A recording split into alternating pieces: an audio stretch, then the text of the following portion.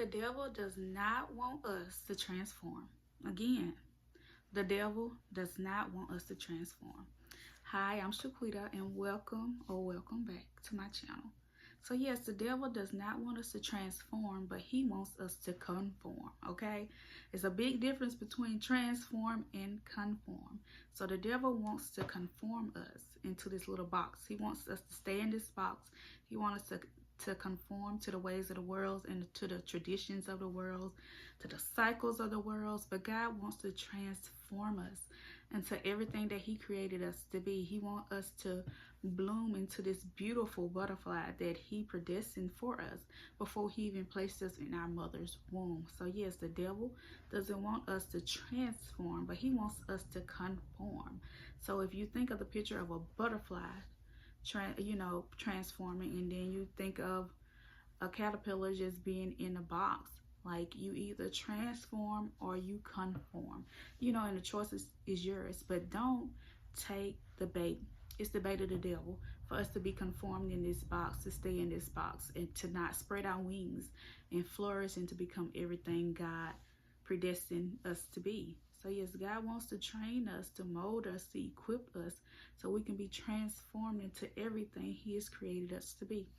So that takes us to Romans chapter 12, verse 2. And it says, do not conform to the pattern of this world, but be transformed by the renewing of your mind.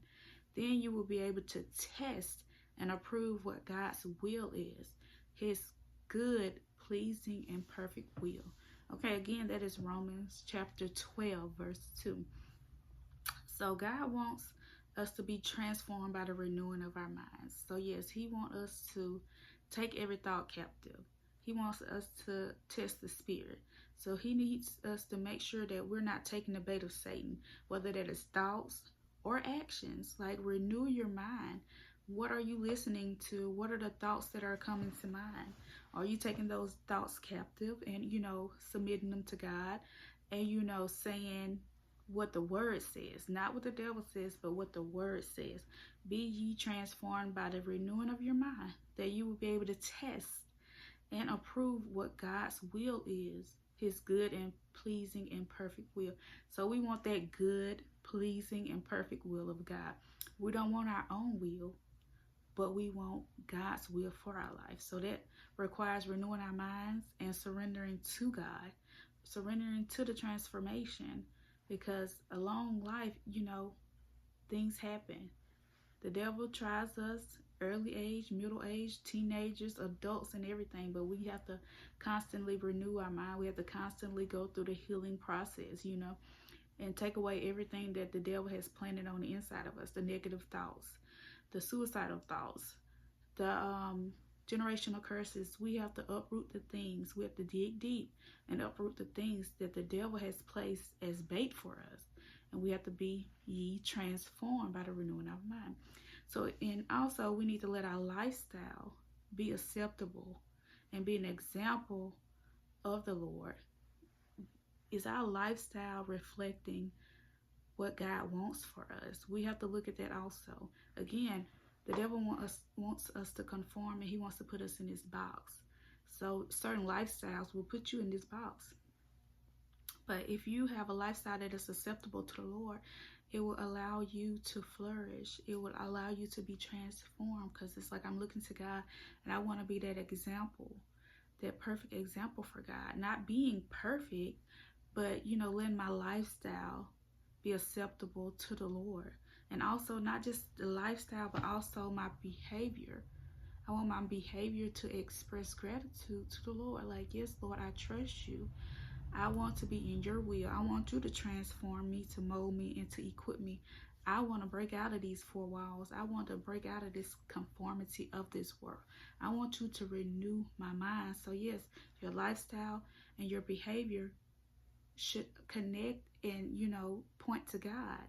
So yes, watch your lifestyle. Be grateful. Watch your behavior.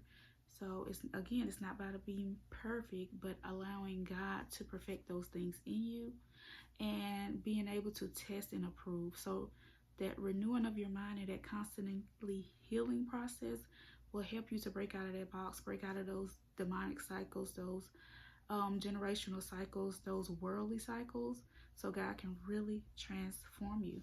And Ephesians 5:9-11 says, "For the fruit of the Spirit is in all goodness and righteousness and truth, finding out what is acceptable to the Lord, and have no fellowship with the unfruitful works of darkness, but rather reprove them." So yes, the fruit of the Spirit is in all goodness and righteousness and truth. So yes, seek God, seek the truth. Do not seek the world or the worldly agendas, but find out what is acceptable to the Lord. Get in your word, find out what lifestyle and behavior is acceptable to the Lord. And it says, have no fellowship with unfruitful works. We want to be fruitful, not unfruitful. We want to walk in the light and not the darkness. So if you think about that concept, it will help you in your behavior and your lifestyle. So you don't want your behavior and your lifestyle to be that of darkness and unfruitfulness. You want your lifestyle to represent God and to be of light and of fruitfulness. So yeah, today is an opportunity to do it different, to look at things different, to renew your mind. So yes, like, get in your word, renew your mind. Don't conform to this world, but be transformed by the renewing of your mind. God can help you. Do the healing. Break out of the cycles.